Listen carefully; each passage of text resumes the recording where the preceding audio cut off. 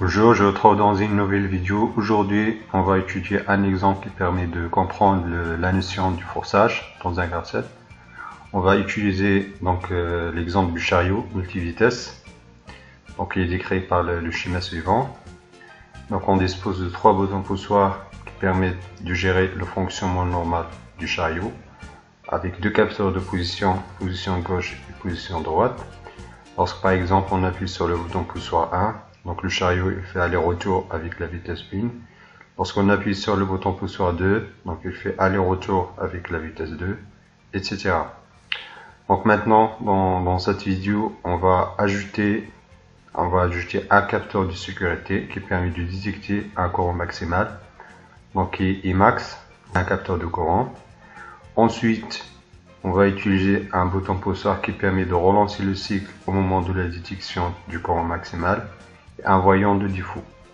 Donc l'objectif sera, lorsque par exemple il y a un blocage du chariot dans la position gauche ou bien dans la position droite ou bien au milieu, après elle fait appel à un courant. Lorsqu'on détecte le dépassement d'un courant maximal, on arrête le système. Donc on positionne le graph-set du fonctionnement normal à l'étape initiale. Donc ici, on retrouve le graph-set du fonctionnement normal. Donc le graph-set il est constitué de trois séquences. Chaque séquence est déclenchée par l'appui de l'un des trois boutons poussoirs. Le bouton poussoir 1 ou bien le bouton poussoir 2 ou bien le bouton poussoir 3. Donc le chariot il fait aller ensuite retour, puis on revient à l'étape initiale. Donc ça, il décrit le fonctionnement normal de l'automatisme. On peut simplifier le graph-set en utilisant un seul graph-set. Le déclenchement d'une séquence est assuré par l'appui sur le bouton poussoir BPX. Ensuite, on a X égale 1, 2, 3, donc en fonction de la vitesse. Donc on avance avec la vitesse Vx, puis on recule avec la vitesse Vx. Maintenant, on va passer au graph-set de la sécurité.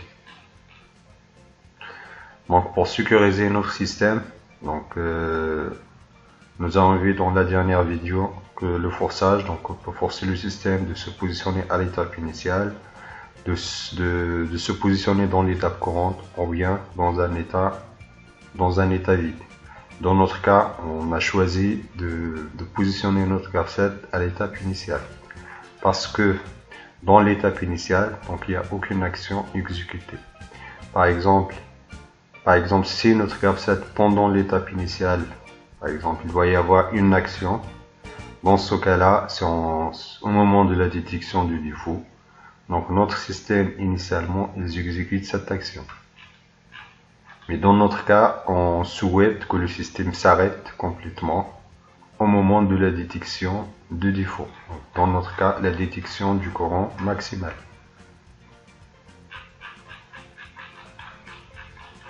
Du coup, l'implémentation est la suivante. Donc ça, c'est le graph-set de sécurité. Donc on dispose de deux étapes. Donc le déclenchement de l'arrêt du système est assuré par la détection du courant maximal. Donc lorsque le détecteur Emax égale à 1, donc on active l'étape 1.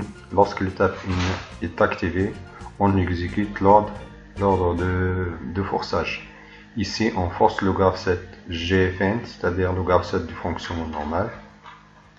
Celui-là, c'est le graph-set qui permet de gérer l'évolution de la machine, du chariot. Ensuite, on allume le voyant de défaut. Donc ici, on positionne notre graph-set à la situation initiale. Donc dans ce cas-là, par exemple, on trouve que le chariot il peut être dans la position. Donc l'opérateur il vient trouver le chariot soit dans la position gauche, soit dans la position droite, soit entre les deux. Puis il voit que le voyant de défaut est allumé. Dans ce cas-là, il doit en déduire que le problème d'arrêt du chariot est à cause de la détection d'un courant maximal. Et dans ce cas-là, il peut y avoir un blocage mécanique ou électrique du chariot. Donc au moment du décollage, dans la position gauche ou bien dans la position droite, ou bien il doit y avoir un blocage au bord de la route. Donc le système reste bloqué dans la position initiale. Donc le chariot, donc le grave-set qui permet de gérer le fonctionnement normal, elle reste bloqué dans la position du chariot. Même par exemple si on appuie sur le bouton poussoir 1 ou 2 ou 3, donc le grave-set GFM reste maintenu dans la position initiale. Donc l'ordre de blocage, l'ordre de forçage sera désactivé lorsque l'opérateur appuie sur RCY, c'est-à-dire relancer le cycle.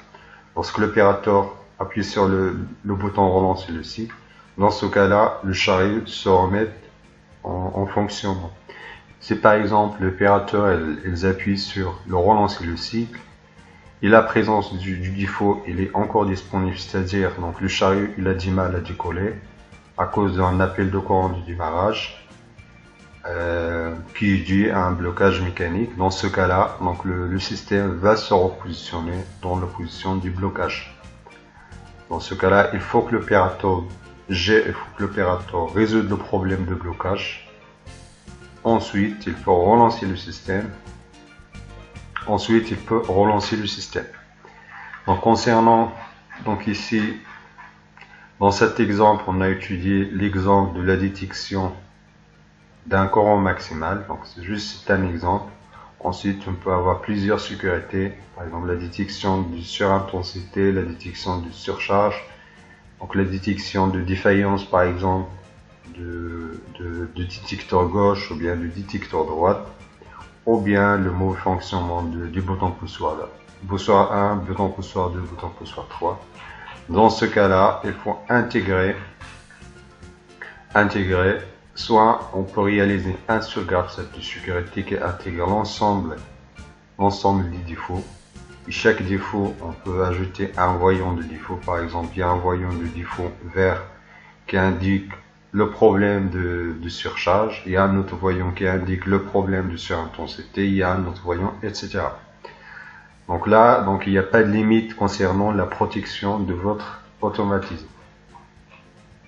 Donc il faut bien faire la différence entre le grave-set du fonctionnement normal et le grave-set de sécurité. Donc le grave-set de fonctionnement normal, quand il n'y a pas de défaut, donc le système évolue d'une façon normale.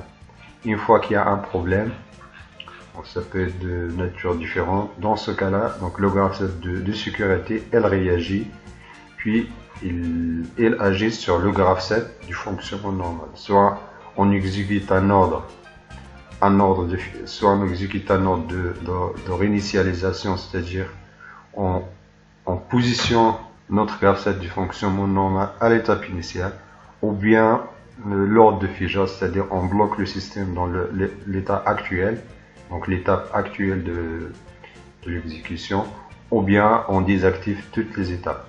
Dans ce cas-là, on se trouve dans une étape vide.